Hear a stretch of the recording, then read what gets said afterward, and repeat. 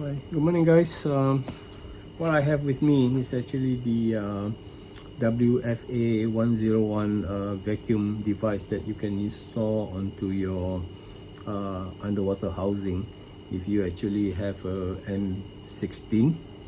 And when you purchase, they come in the box where it will include one battery of a CR1632 battery and instruction manual and the device himself and spare o-rings and a pump. Yeah, so what you need to do, very simple: remove the cap, and even you just use a pen, just use a pen like that. Yeah, and just push it out. For this demo, actually the battery I already installed it in here, so this is where they actually install the battery. So after you install the battery, you can just put it back, and it's protected by an o-ring here. You can see that in orange or in red, and just push it back.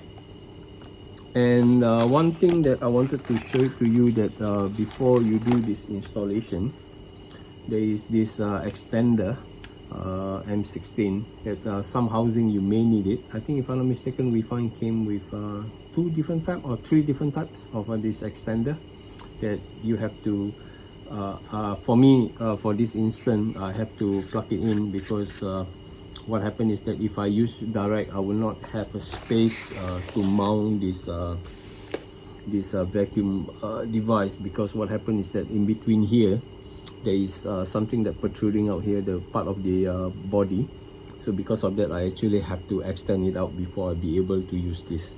Yeah, so what you need to do, you need to get the extender if your housing actually require one, and you just need to screw it in directly onto the body. Yep. Yep. Just a hand tight will do. So next thing what you need to do is to press the button, and you'll be able to see there will be a red light, yep, flashing, and this red light is to indicate that it is working.